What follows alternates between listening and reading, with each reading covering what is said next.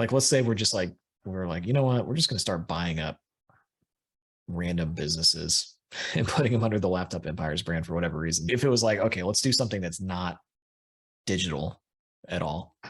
Like we've talked about the wine thing. Like, what would you do? I always used to talk about like, I want to start a winery. Like, and that's what I would do. And I think that that's like the best subscription model on the planet. Like, you know, the winery out here, you wanted to join it and they got a waiting list, which I still do. They just let people in. I don't know if you're. Oh, dude, you're supposed to be telling me these things. Well, I didn't know. I found out after the fact. But you know, like, I mean, think about that.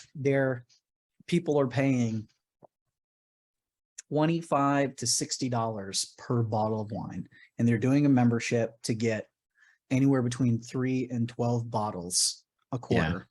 And the cost to produce this is not, it's not that much. Like, it's so marked up, you know. And like, I look at like a brewery, like I look at, let's take a brewery, a winery, and whiskey, right? So wine and beer can be produced quickly. Like, the downside of getting into the bourbon industry is like, it takes years to produce your product, and then you like hope it's good, right? Yeah.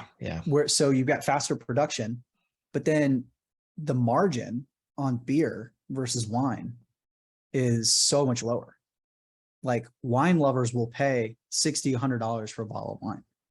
And so even just say it's like $50 and you're getting 12 bottles, say you're getting 6 bottles, that's $300. It's $300 a quarter, right? So $1,200 a person, and you have how many people? Like tons. Yeah. Right.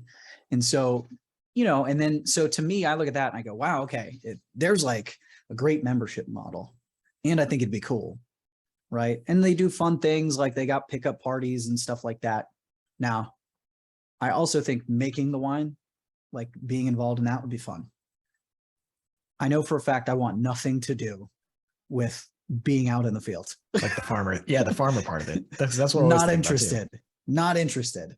You know, I've gone out and I've done, I don't know what you want to call it. Like, I've gone out and like helped with harvest and stuff like that. Like, I think I would be involved in like the making process. Like, I would want to dabble in that, but I would want nothing to do with the part on the field.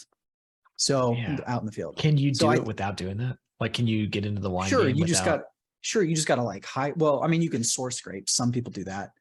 I think it's cool to have, you know, it's nice to have like, it's pretty to have all the stuff. You know, it's nice to have it. And then you have the estate grown stuff. I think like there's that mix. I think it's good to have the mix of like sourced and estate.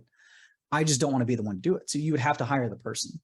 But I think like if we're talking about this, that's like an essential thing, right? Like, we've got to go out and say, like, the first thing we do is hire like that COO, right? Yeah, so I think so. You get that person, and you get, you know, the person that runs the field crew, like that goes out and runs the vines. So I think that, to me, I could see that, but like that would be my stipulation. Like, I want to enjoy it. Yeah, and that's one of those things. It sounds so like romantic, you know, because I've thought about it several times. So like, winery would be cool, but so it's a big money maker. But when we went to Italy, we did this like tour in Italy that was pretty awesome. And my fear of owning a winery is that I would drink way too much wine. Like, I would be drinking all the time, which is, that's what they do, it seems like, you know. But I think about that and I'm like, geez, I think I would drink a lot. And then we went to another winery, and this was right after LE, like this is probably after our first launch. So I was like, I felt like I was balling. So I was like, man, I want to buy one of these places. And the lady was like, I think I was 29 at the time. And the lady was like, you're pretty young to like buy something like this. And I was like, no, I think I could do it. Like, totally had no idea how much the place costs or anything like that. But she was like, yeah, I don't know. It's not really that much fun. Like, it's not, she's like, I'm looking to get out. So it's like, it was weird to hear that. But she had the most beautiful property. Like, everything was amazing. You know, it just seemed like the best job ever. But so I think I can see how it'd be like, man, this really sucks if you're in the day to day. But you could say that of like anything, right? Yeah. Like, I mean, the key is to like just choose your suck. Like, that's, you know, and that's like why I think about, you know, they always joke about entrepreneurship is like, you know, oh, I'm going to escape the 9 to 5 so I can still work 24/7, 365 for myself, but you're happier, right? So it's just like who you're working for, the kind of work you're doing, I think matters. So I don't know. I think that'd be cool, but I don't know. I'm not as like, that doesn't excite me as much as it used to.